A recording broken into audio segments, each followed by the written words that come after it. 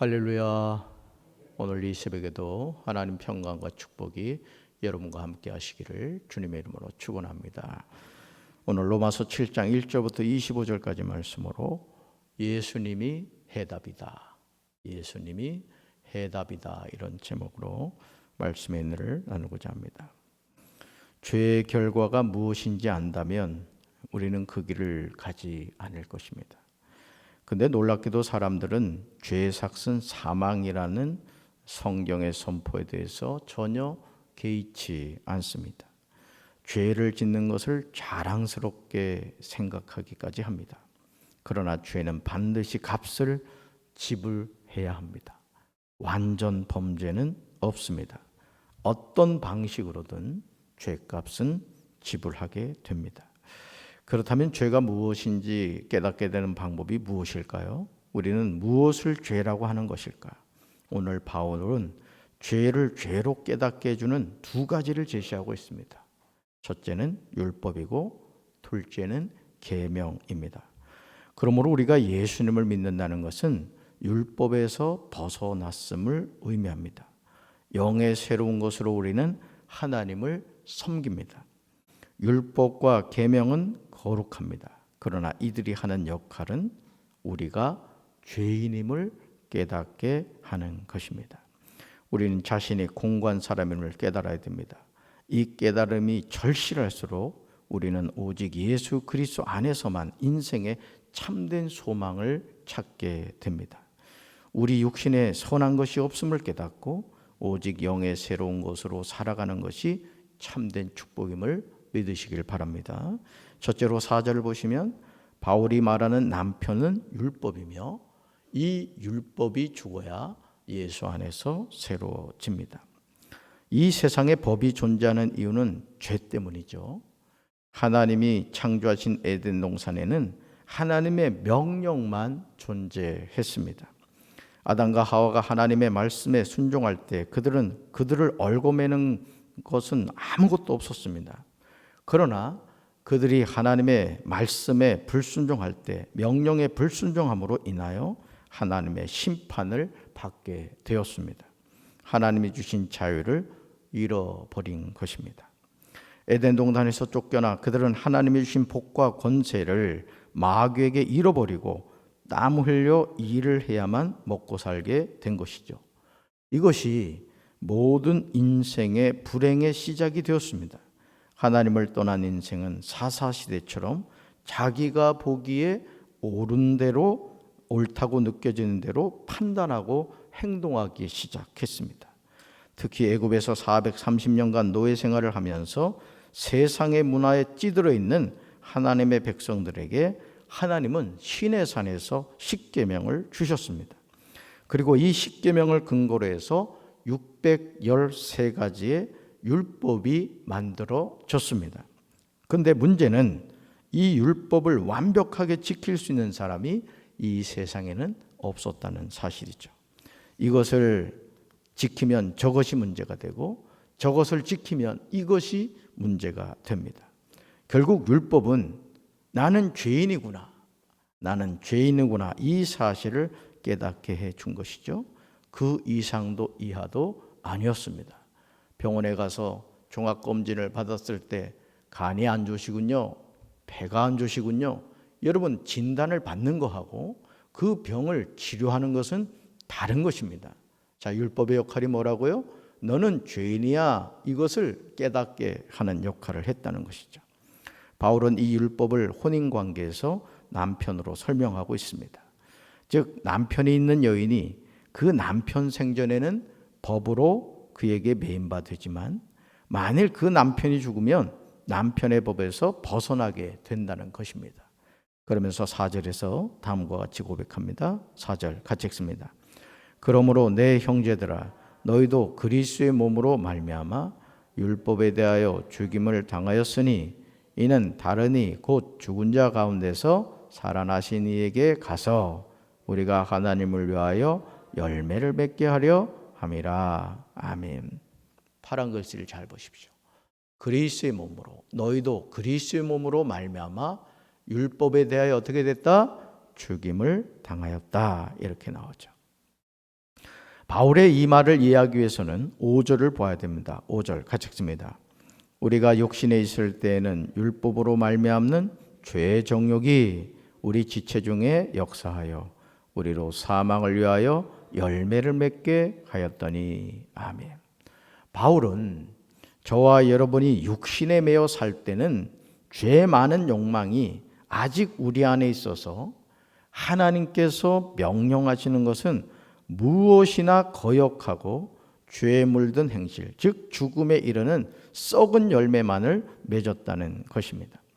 그런데 예수님이 십자가에서 우리의 죄 많은 욕망을 짊어지시고 죽으심으로 우리가 해결하지 못할 율법으로 말미암는 죄의 정욕을 온전하게 해결하셨다는 뜻입니다. 그러므로 6절은 바울에서 다음과 같이 말하고 있죠. 6절 같이 읽습니다. 이제는 우리가 얽매였던 것에 대하여 죽었으므로 율법에서 벗어났으니 이러므로 우리가 영의 새로운 것으로 섬길 것이요 율법 조문에 묵은 것으로 아니할지니라. 아멘. 우리를 얽맸던 것이 뭐라고요? 죄의 정욕입니다. 이 죄의 정욕에서 벗어난 것은 예수님이 우리의 모든 죄값을 지불하심으로 이제 우리는 율법에서 벗어나게 된 것입니다. 즉 예수님이 율법을 완성하신 것이죠. 그러므로 우리는 문자에 얽매인 낡은 정신으로 하나님을 섬기지 않고 성령이 주시는 새 정신으로 하나님을 섬기게 된 것입니다. 이것은 하나님의 한량없는 은혜인 것이죠. 자, 둘째로 11절 보시면 죄가 기회를 타서 계명으로 말미암아 나를 속이고 그것으로 나를 죽였습니다. 우리가 절대로 오해하지 말아야 하는 것은 율법 무용론입니다. 즉 율법이 쓸데없다는 거죠. 그러나 그렇지 않습니다. 여러분, 율법은 누가 주신 것이죠? 하나님이 주신 것입니다. 우리가 경계하는 것은 율법이 아닙니다. 형식적인 율법주의입니다. 따라합시다. 율법주의. 율법주의.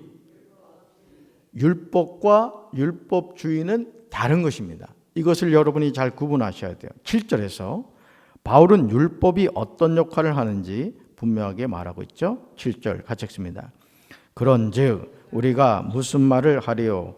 율법이 죄냐? 그럴 수 없느니라.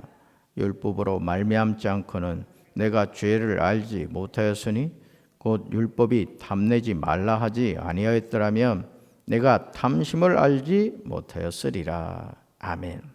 바울은 율법이 죄가 될 수 없음을 분명하게 밝힙니다. 즉 율법은 죄가 무엇인가를 알게 해주는 역할을 한다는 것이죠. 마치 내가 MRI를 촬영하거나 CT 촬영을 하면 육신의 눈으로 보이지 않는 증상을 찾아내는 것이죠. 자, 율법은 뭐와 같다? 우리를 이렇게 진단하는 마치 엑스레이, 또 MRI, CT 촬영기와 같은 거예요. 그래서 이 율법을 통해서 우리가 뭘 깨닫게 된다? 아, 내가 죄인이구나. 이걸 알게 된다는 거예요. 그래서 여러분, 하나님의 말씀을 들을 때 은혜 받는다는 것은 뭐냐?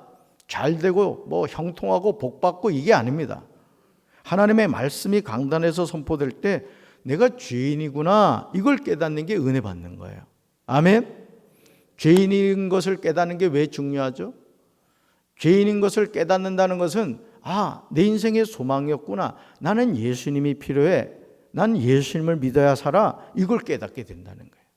이게 바로 은혜 받았다는 거예요. 저는 우리 사랑하는 성도 여러분들이 하나님의 말씀을 들을 때마다 자신의 죄인됨을 깨닫게 되기를 주님의 이름으로 축원합니다. 자, 8절 보시면 이 사실을 명확하게 말해주고 있죠. 8절 같이 읽습니다.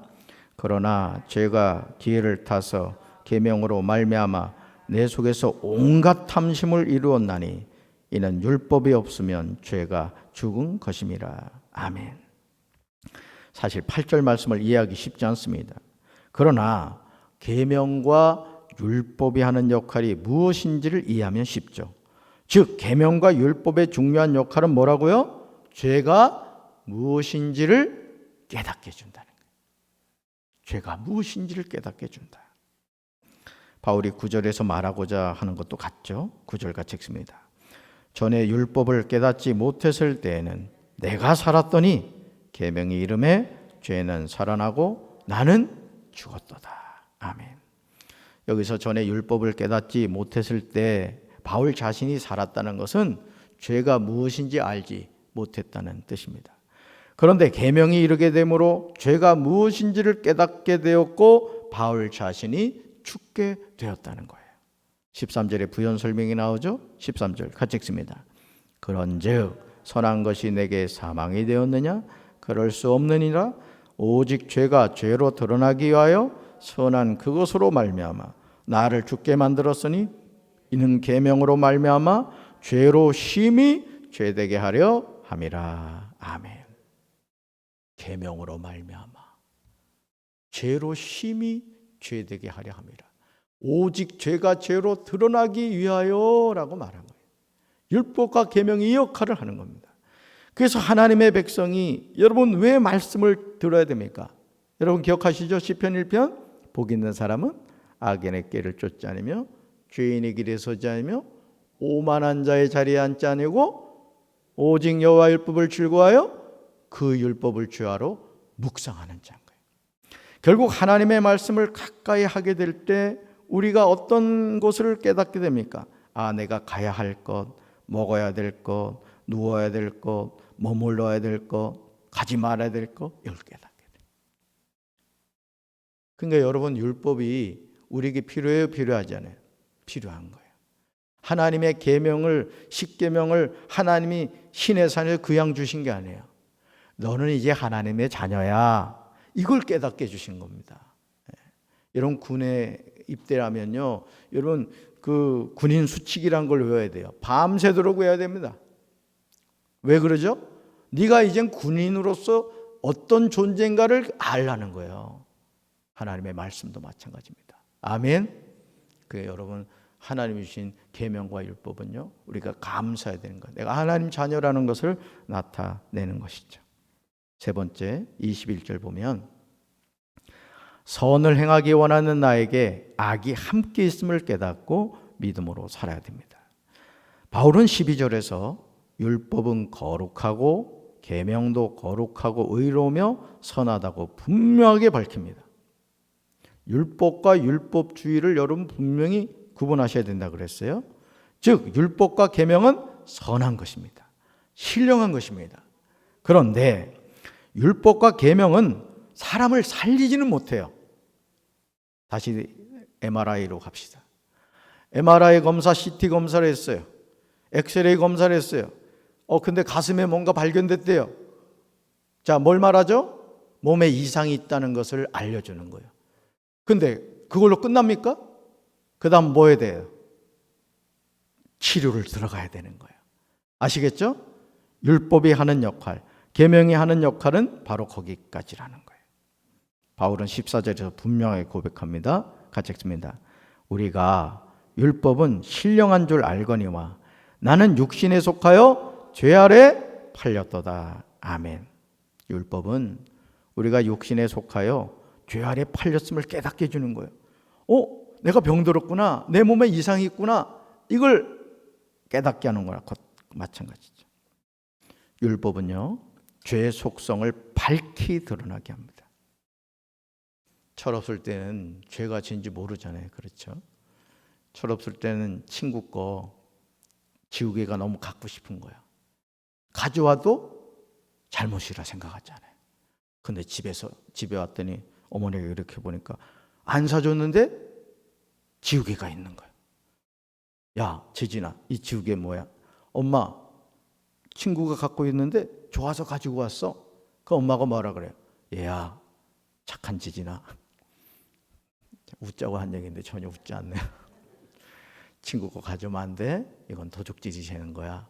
알게 주잖아요. 그죠? 근데 어떤 엄마는 더 많이 가져와라. 이런 엄마도 있긴 하대요. 그럼 안 되는 거죠. 깨달아지시죠? 그렇습니다.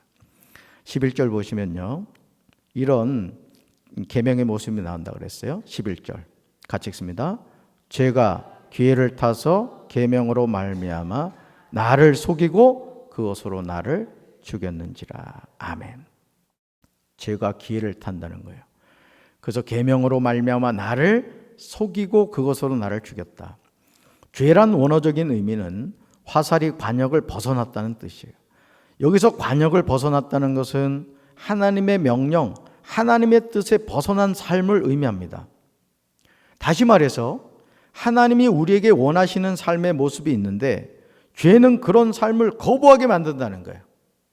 우리가 주일 성수를 하는 것, 또 하나님을 찬양하고 기도하는 것, 온전한 11조를 드리는 것, 하나님의 자녀로서 마땅히 해야 할 삶의 기준과 모습이 있는데 이 죄라는 것은 자꾸 우리를 거기서 엇나가게 만든다. 그래서 여러분 은혜가 사라지잖아요. 그 강단에서 담임 목사가 하나님의 말씀을 이렇게 전하면요, 자꾸 튕겨내는 사람이 있습니다.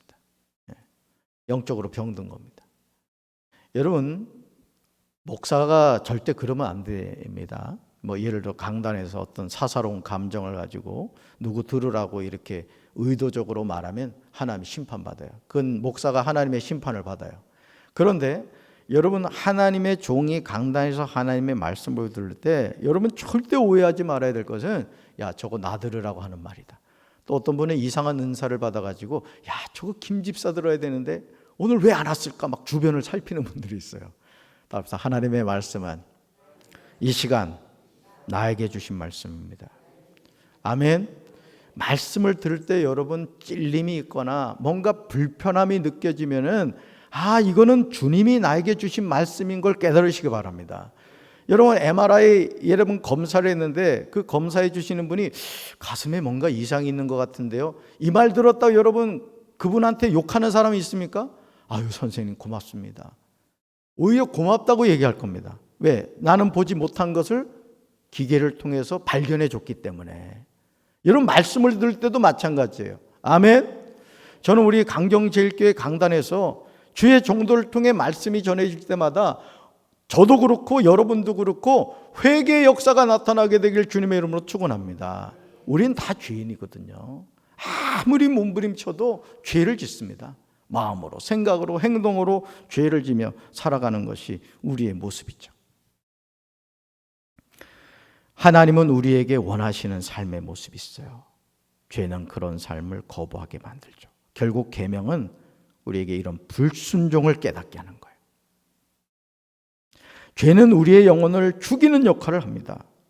사람은 죄 때문에 죽는 것이죠. 18절에서 바울이 깨달은 점이 있어요. 18절 같이 읽습니다. 내 속 곧 내 육신에 선한 것이 거하지 아니하는 줄을 아노니 원함은 내게 있으나 선을 행하는 것은 없노라. 아멘. 이 말씀을 절대 잊지 마십시오. 파란 것이 내 속 곧 내 육신에 선한 것이 거하지 아니하는 줄을 안다 이거예요. 우리 육신은 하나님을 계속 저항합니다. 타락했기 때문에. 어제 청년들하고도 그 성경 말씀을 같이 공부를 했습니다마는 여러분 절대 자기 믿지 마세요. 육신의 소욕대로 살아가면 반드시 망합니다. 이걸 여러분이 분명히 깨달으셔야 돼요. 정말 놀랍지 않습니까? 어떻게 바울은 자기 자신 안에 선한 것이 거하지 않는다고 한 것일까? 바울은 어떻게 이것을 깨닫게 된 것일까? 그것이 뭐라고요? 율법과 계명이라는 거예요. 간절히 원하는 마음은 있지만 그럼에도 선을 행하는 것이 없는 모습, 바로 저와 여러분의 모습이 아니겠습니까? 바울은 20절에서 바로 이것이 자기 속에 거하는 죄라고 고백하고 있어요. 여러분 곱비 풀린 망아지 기억하시죠? 죄는 말씀으로 다스려야 됩니다.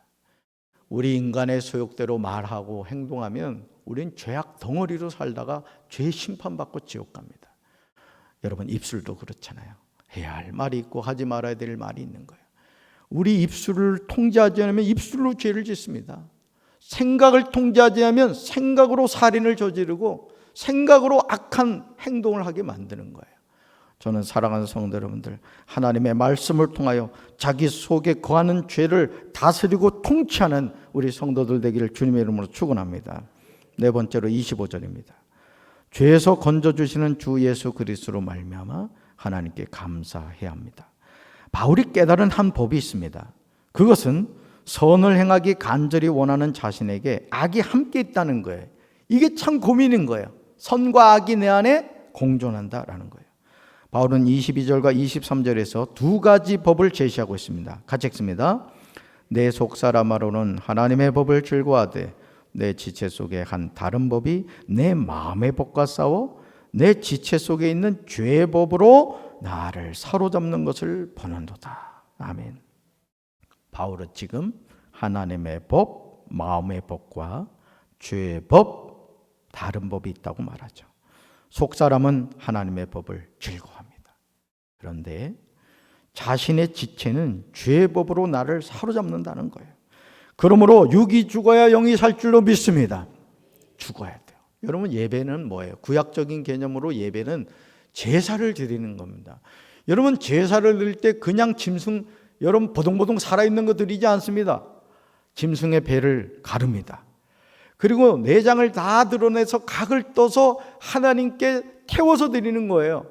여러분, 예배를 드릴 때 절대 살아있으면 안 돼요. 완전히 죽어야 됩니다.